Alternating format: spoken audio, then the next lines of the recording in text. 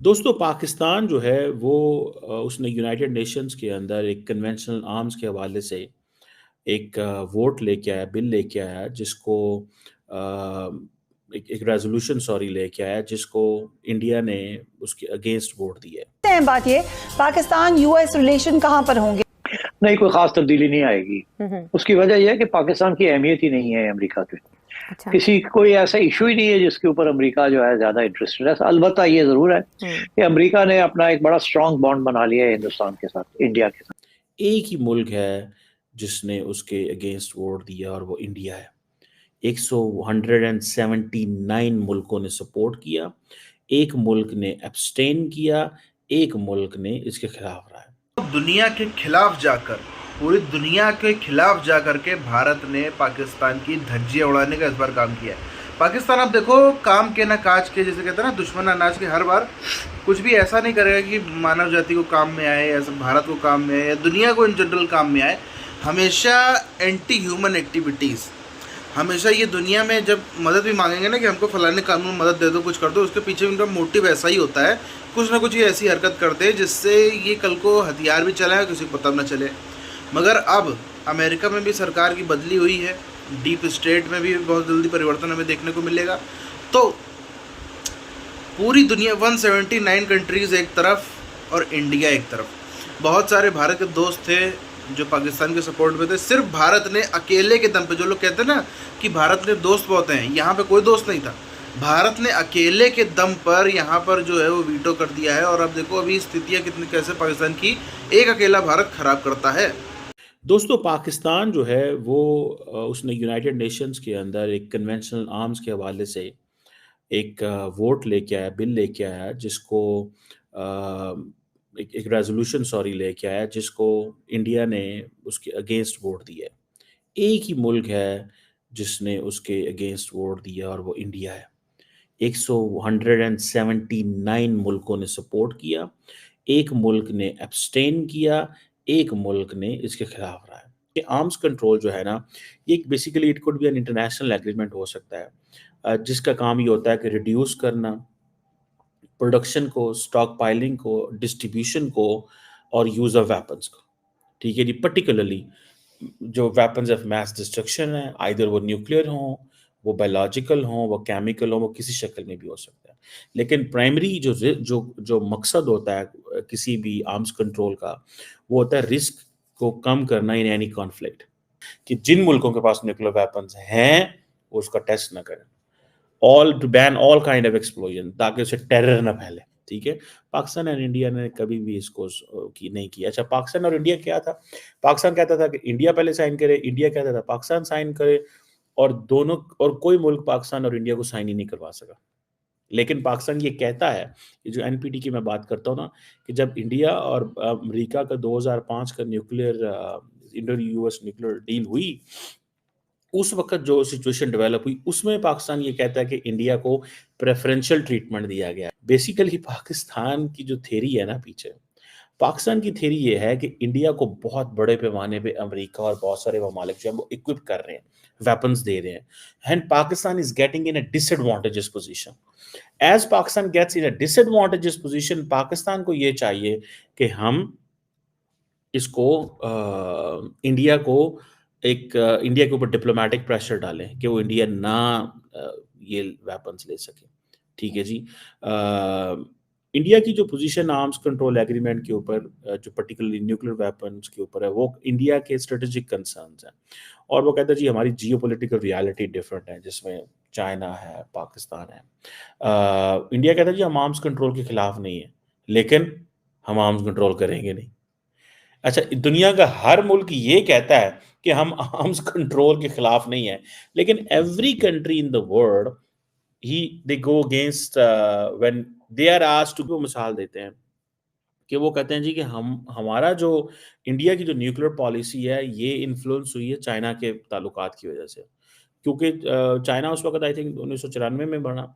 India ये perceive करता है कि as a strategic rival China जो है वो हम पे हम प्रॉब्लम क्रिएट कर सकता है।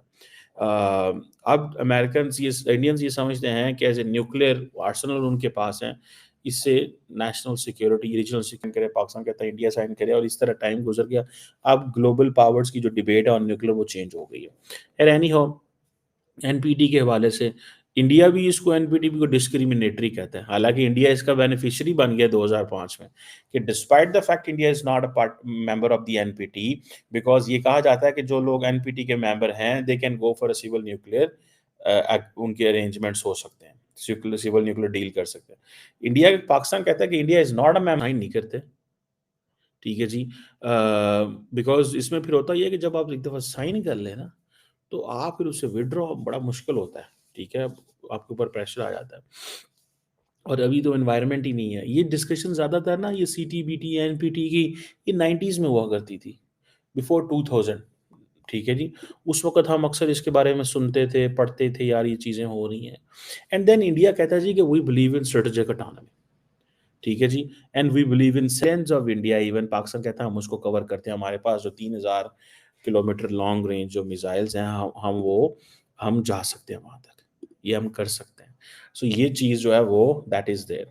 और देन ये जो इंडिया स्ट्रेटेजिक ऑटोनॉमी की बात करता है, जब सेल्फ रिलायंस की बात करता है, वो कहता है हमें तो किसी ने मदद ही नहीं की, ठीक है जी, लेकिन हम अपनी सिक्योरिटी के ऊपर कंप्रोमाइज़ नहीं करेंगे। एंड देन फिर वो कहते हैं जी हम तो सारी इंडिजिनस डेवलप अपनी कैपेबिलिटी कर रहे हैं।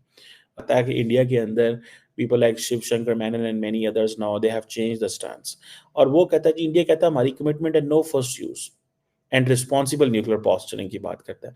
अब ये जो नो फर्स्ट यूज है ना, पाकिस्तान कहता है फर्स्ट यूज। पाकिस्तान कहता है कि हमारी जो कैपेबिलिटी है टू इंगेज विद इंडिया वो कोई नहीं है, हम इंडिया के साथ कन्वेंशनल जंग नहीं लड़ सकते, तो हम तो न्यूक्लियर वेपन्स इस्तेमाल करेंगे। पाकिस्तान ने क्या किया है कि पाकिस्तान फर्दर वेंट अहेड और Pakistan stocks of first use. अब पाकिस्तान को ये जो यूएन में रेजोल्यूशन आ रहे हैं ना, पाकिस्तान को परेशानी ये है कि जिस पैमाने पे इंडिया अपने आप को मिलिटरीली वो कर रहा है, ठीक है, हम किधर जाएंगे यार।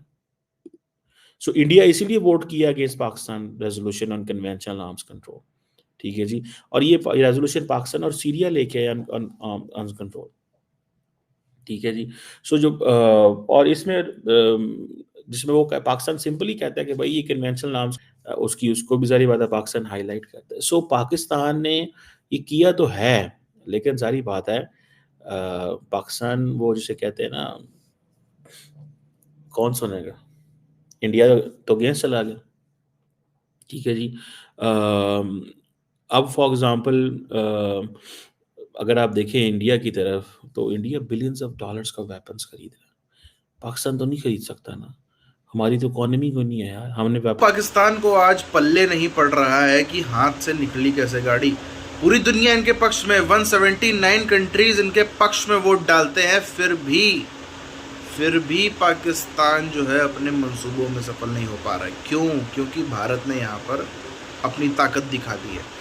भारत की ताकत दिखाने के बाद से इनको समझ में आएगा कि ओहो हो ये हुआ क्या। अभी तक जिनको समझ में नहीं थी, अभी तक पाकिस्तानी अनजान थे कि यार भारत क्या करेगा, बहुत ज़्यादा अपने साथ में 2-4 देश मिला लेगा, इस मुद्दे पर तो हम वो भी नहीं होने देंगे, ठीक है, एक भी देश हमारे संग नहीं आया। कई सारे कारण होते हैं जिनके चलते बाकी सब देशों को समझ में आया कि पाकिस्तान के पक्ष में जाना बेहतर है। बहुत सारे कारण होते हैं, ठीक है, जाओ आप, बट भारत अकेला रहकर भी क्या कर सकता है वो चीज़ साफ होती हुई आज हमको नज़र आ रही है। पाकिस्तानियों का यही तो दुख है, यही तो दर्द है। अब तो और ज़्यादा रोएंगे, चीखेंगे कि यार पहले तो हम बोलते थे अमेरिका की वजह से हम इंडिया उछल रहा है, यूरोप की वजह से इंडिया ताकतवर फील करता है, इंडियंस हैं जो यूरोप में हैं, इंडियंस हैं जो अमेरिका में हैं, इंडियंस हैं जो ट्रंप की सरकार में अब होंगे, इंडियंस हैं जो पहले थे, इंडियन लॉबी और दुनिया दिन की बातें लोग बोलते हैं ना।